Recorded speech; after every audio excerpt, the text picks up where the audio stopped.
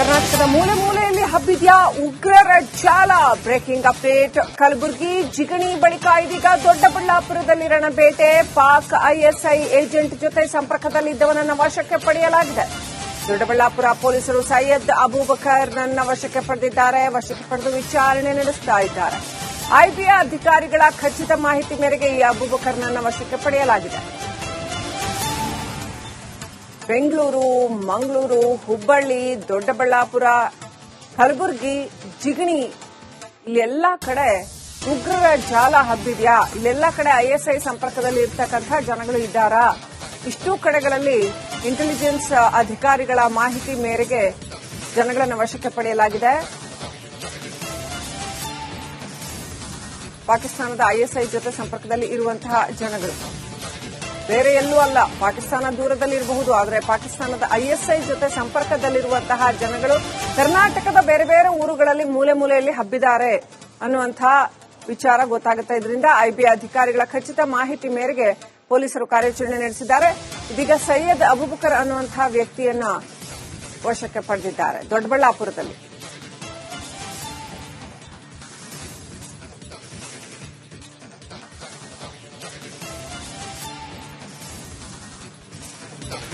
ಇನ್ನು ಈ ದೊಡ್ಡಬಳ್ಳಾಪುರದ ಶಹಜಾದ್ ಪಾಕ್ ಉಗ್ರ ಶಹಜಾದ್ ಭಟ್ಟಿ ಜೊತೆ ಲಿಂಕ್ನಲ್ಲಿ ಇದ್ದ ಅಂತ ಹೇಳಲಾಗ್ತಾ ಇದೆ. ಈ ಅಬೂಬಕರ್ ದೊಡ್ಡಬಳ್ಳಾಪುರದ ಇಸ್ಲಾಂಪುರ ನಿವಾಸಿ ಸೈಯದ್ ಅಬೂಬಕರ್ ಪಾಕ್ ಉಗ್ರ ಶಹಜಾದ್ ಭಟ್ಟಿ ಜೊತೆ ಆತ ಸಂಪರ್ಕದಲ್ಲಿ ಇದ್ದ ಅಂತ ಹೇಳಲಾಗಿದೆ. ಇನ್ಸ್ಟಾ ಅಕೌಂಟ್ನಲ್ಲಿ ಕೂಡ ಲಿಂಕ್ನಲ್ಲಿ ಇದ್ದ.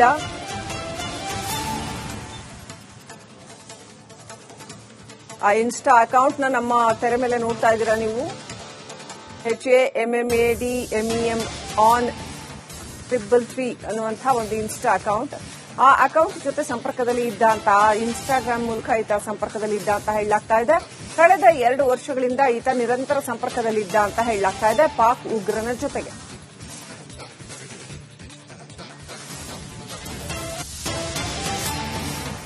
ಎಸಿ ರಿಪೇರಿ ಜೊತೆಯಲ್ಲಿ ಮಸೀದಿಯಲ್ಲಿ ಈತ ಪಾಠ ಕೂಡ ಮಾಡ್ತಾ ಇದ್ದ ಅಂತ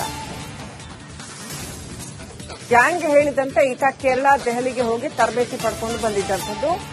ಈತನನ್ನ ಇದೀಗ ಖಾಕಿ ವಶಕ್ಕೆ ಪಡೆದು ವಿಚಾರಣೆ ನಡೆಸ್ತಾ ಇದೆ. BNS 113 ಸಬ್ಸೆಕ್ಷನ್ 3, BNS 197 ಸಬ್ಸೆಕ್ಷನ್ 2 ಇವುಗಳ ಅಡಿಯಲ್ಲಿ ಪ್ರಕರಣವನ್ನು ಕೂಡ ದಾಖಲು ಮಾಡಿಕೊಳ್ಳಲಾಗಿದೆ. ಈತ ಈ ರೀತಿ ಪಾಕ್ ಉಗ್ರನ ಜೊತೆ ಸಂಪರ್ಕದಲ್ಲಿ ಇದ್ದಂತಹ ವ್ಯಕ್ತಿ ಸೈಯದ್ ಅಬೂಬಕರ್ ದೊಡ್ಡಬಳ್ಳಾಪುರದಲ್ಲಿ ಮಸೀದಿಯಲ್ಲಿ ಪಾಠ ಕೂಡ ಮಾಡ್ತಿದ್ನಂತೆ, ಜೊತೆಗೆ ಎಸಿ ರಿಪೇರಿ ಮಾಡುವಂತಹ ಕೆಲಸ ಮಾಡ್ತಿದ್ನಂತೆ.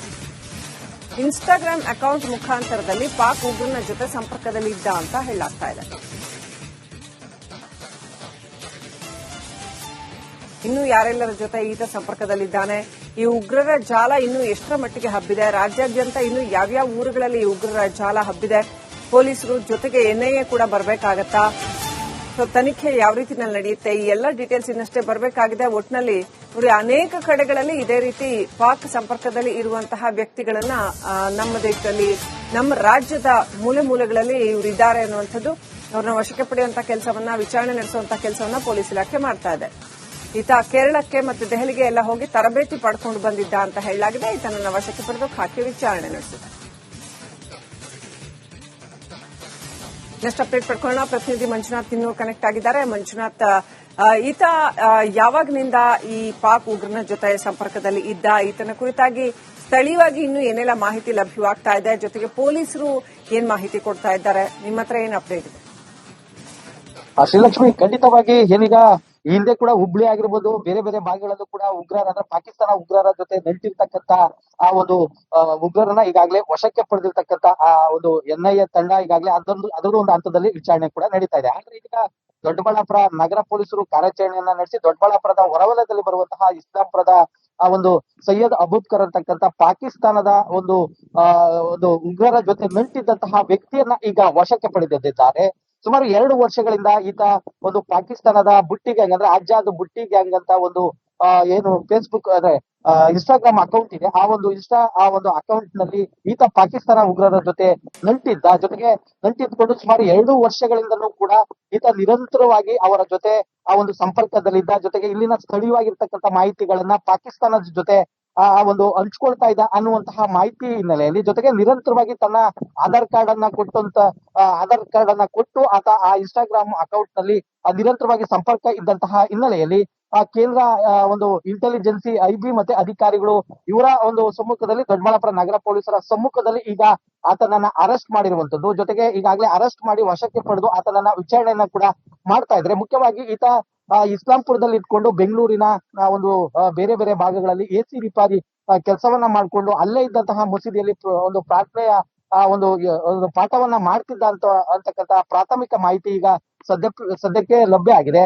ಜೊತೆಗೆ ಈತ ಪ್ರಮುಖವಾಗಿ ಯಾರು ಆ ಒಂದು ಬುಟ್ಟಿ ಗ್ಯಾಂಗ್, ಅಂದ್ರೆ ಪಾಕಿಸ್ತಾನದ ಬುಟ್ಟಿ ಗ್ಯಾಂಗ್ ಆಜಾದ್ ಒಂದು ಬುಟ್ಟಿ ಗ್ಯಾಂಗ್ ಏನ್ ಹೇಳ್ತಾ ಇದ್ದ ಅದ್ರ ಪ್ರಕಾರವಾಗಿ ಈತ ಪಾಕಿಸ್ತಾನಕ್ಕೆ ಆ ಒಂದು ಇನ್ಸ್ಟಾಗ್ರಾಮ್ ನ ಅಕೌಂಟ್ ಯಾವ ರೀತಿ ಹೇಳ್ತಾ ಇದ್ರ ಅದ್ರ ಪ್ರಕಾರವಾಗಿ ಈತ ಬೇರೆ ಬೇರೆ ದೆಹಲಿ ಆಗಿರ್ಬೋದು ಮತ್ತೆ ಕೇರಳ ಆಗಿರ್ಬೋದು ಈ ಭಾಗಗಳಿಗೆ ಹೋಗಿ ಆತ ಒಂದು ತರಬೇತಿಯನ್ನ ಕೂಡ ಪಡೆದಿದ್ದ ಅನ್ನುವಂತಹ ಮಾಹಿತಿ ಕೂಡ ಈಗ ಸದ್ಯಕ್ಕೆ ಪೊಲೀಸರಿಗೆ ಲಭ್ಯ ಆಗ್ತಾ ಇದೆ. ಈಗ ಏನು ಅಧಿಕಾರಿಗಳು ಮತ್ತೆ ಇಂಟೆಲಿಜೆನ್ಸಿ ಬ್ಯೂರೋ ಅಧಿಕಾರಿಗಳು ಈಗಾಗಲೇ ಸೈಯದ್ ಅಬೂಬ್ ಕರ್ನನ್ನ ವಶಕ್ಕೆ ಪಡೆದಿದ್ದಾರೆ. ಜೊತೆಗೆ ವಶಕ್ಕೆ ಪಡೆದು ಆತನನ್ನ ಹೆಚ್ಚಿನ ವಿಚಾರಣೆಯನ್ನ ಕೂಡ ಮಾಡ್ತಾ ಇದ್ರೆ. ಈಗ ಸದ್ಯಕ್ಕೆ ಈಗ ದೊಡ್ಡಬಳ್ಳಾಪುರ ನಗರ ಪೊಲೀಸ್ ಸ್ಟೇಷನ್ ಅಲ್ಲಿ BNS 113 ಅಡಿಯಲ್ಲಿ ಪ್ರಕರಣ ಕೂಡ ದಾಖಲು ಮಾಡಿಕೊಳ್ಳಲಾಗಿದೆ. ಐಬಿ ಅಧಿಕಾರಿಗಳು ಈತನನ್ನ ವಶಕ್ಕೆ ಪಡೆದು ಇನ್ನಷ್ಟು ಹೆಚ್ಚಿನ ಒಂದು ತನಿಖೆಯನ್ನ ಕೂಡ ಮಾಡ್ತಾ ಇದ್ದಾರೆ ಶ್ರೀಲಕ್ಷ್ಮಿ.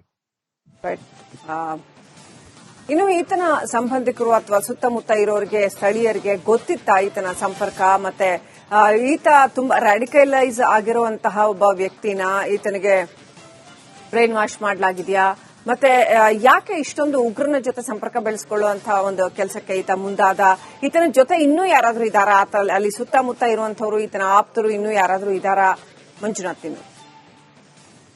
ಶ್ರೀಲಕ್ಷ್ಮಿ, ಖಂಡಿತ. ಈಗ ಈತನಿಗೆ ಏನು ಈಗ ಇನ್ಸ್ಟಾಗ್ರಾಮ್ ಅಕೌಂಟ್ ಪಾಕಿಸ್ತಾನದಿಂದ ಬುಟ್ಟಿ ಗ್ಯಾಂಗ್ ಏನು ಸೂಚನೆ ಕೊಡ್ತಾ ಇತ್ತು ಅದರ ಪ್ರಕಾರ ಈ ಪಾಕಿಸ್ತಾನದ ಬುಟ್ಟಿ ಗ್ಯಾಂಗ್ ಅಂತ ಏನಿದೆ, ಆ ಬುಟ್ಟಿ ಗ್ಯಾಂಗ್ ಒಂದು ಆಜಾದ್ ಗ್ಯಾಂಗ್ ಏನಿದೆ ಆ ಗ್ಯಾಂಗ್ ಪ್ರಮುಖವಾಗಿ ದೊಡ್ಡ ಒಂದು ವ್ಯಕ್ತಿಗಳನ್ನ ಟಾರ್ಗೆಟ್ ಮಾಡಿ ಅವರಿಗೆ ಬೆದರಿಕೆ ಹಾಕಿ ಹಣ ವಸೂಲಿ ಮಾಡುವಂತಹ ಒಂದು ಇನ್ಸ್ಟಾ ಅಕೌಂಟ್ ನ ಆ ಒಂದು ಐಡಿ ಏನಿದೆ ಆ ಐಡಿಯಲ್ಲಿ ಈತ ಒಂದು ತರಬೇತಿಯನ್ನ ಪಡಿತಾ ಇದ್ದ. ಜೊತೆಗೆ ಒಂದು ದೇಶದಲ್ಲಿ, ಅಂದ್ರೆ ನಮ್ಮ ರಾಜ್ಯದಲ್ಲಿ ಆಗಿರ್ಬೋದು, ಬೇರೆ ಬೇರೆ ಭಾಗಗಳಲ್ಲಿ ದೊಡ್ಡ ವ್ಯಕ್ತಿಗಳನ್ನ ಯಾವ ರೀತಿ ಒಂದು ಬೆದರಿಕೆಯನ್ನ ಹಾಕ್ಬೇಕು ಅನ್ನುವಂತಹ ತರಬೇತಿಯನ್ನ ಪಡಿತಾ ಇದ್ದಂತಕ್ಕಂಥ ಪ್ರಾಥಮಿಕ ಮಾಹಿತಿ ಸಿಕ್ಕಿದೆ. ಜೊತೆಗೆ ಈಗ ಸ್ಥಳೀಯರಿಗೆ ಈತ ಏನು ಅಲ್ಲೊಂದು ಮನೆ ಮಾಡ್ಕೊಂಡಿದ್ದ, ಒಂದು ಬಾಡಿಗೆ ಮನೆ ಮಾಡ್ಕೊಂಡಿದ್ದ, ಅಲ್ಲಿ ಬಂದಿರ್ತಾ ಇದ್ದ. ಆತ ಬೆಳಗ್ಗೆ ಆದ್ರೆ ಎಸಿ ರಿಪೇರಿ ಅಂತೇಳಿ ಬೇರೆ ಬೇರೆ ಭಾಗಗಳಿಗೆ ಬೆಂಗಳೂರಿಗೆ ಹೋಗ್ತಾ ಇದ್ದ. ಆದ್ರೆ ಆತನ ಬಗ್ಗೆ ಸ್ಥಳೀಯರಿಗೂ ಕೂಡ ಹೆಚ್ಚಿನ ಮಾಹಿತಿ ಸಿಕ್ಕಿಲ್ಲ. ಆದ್ರೆ ಪೊಲೀಸರೀಗ ತನಿಖೆಯನ್ನ ಕೂಡ ಮಾಡ್ತಾ ಇದ್ರೆ. ಇಸ್ಲಾಂಪುರದ ಈತನ ಜೊತೆ ನಿಕಟವಾಗಿ ಸಂಪರ್ಕ ಇದ್ದಂತಹ ವ್ಯಕ್ತಿಗಳನ್ನ ಕೂಡ ಈಗ ಒಂದು ವಿಚಾರಣೆಯನ್ನ ಮಾಡುವಂತಹ ಕೆಲಸವನ್ನ ಕೂಡ ಮಾಡ್ತಾ ಇದ್ರೆ. ಐಬಿ ಅಧಿಕಾರಿಗಳು ಕೂಡ ಈಗ ಎಂಟ್ರಿ ಆಗಿರುವಂತಹ ಸೆಂಟ್ರಲ್ ಐಬಿ ಅಧಿಕಾರಿಗಳು ಎಂಟ್ರಿ ಆಗಿರ್ತಕ್ಕಂಥ ಹಿನ್ನೆಲೆಯಲ್ಲಿ ಇವರೆಲ್ಲ ಕೂಡ ಪ್ರಾಥಮಿಕವಾಗಿ ತನಿಖೆ ಮಾಡಿ ಇದೇನಾದ್ರೂ ಹೆಚ್ಚಿನದಾಗಿ ಇನ್ನ ತನಿಖೆ ಮಾಡ್ಬೇಕಾದ್ರೆ NIAಗೆ ವಹಿಸುತ್ತಾ ಅನ್ನುವಂಥದ್ದು ಇನ್ನಷ್ಟೇ ಕಾದ್ ನೋಡ್ಬೇಕಾಗಿದೆ. ಪ್ರಮುಖವಾಗಿ ಈಗ ಸದ್ಯಕ್ಕೆ ಆತನನ್ನ ವಶಕ್ಕೆ ಪಡೆದು ಹೆಚ್ಚಿನ ವಿಚಾರಣೆಯನ್ನ ಕೂಡ ಮಾಡ್ಲಾಗ್ತಾ ಇದೆ ಶ್ರೀಲಕ್ಷ್ಮಿ. Thank you Manjunath, ಡೀಟೇಲ್ಸ್ಗಾಗಿ.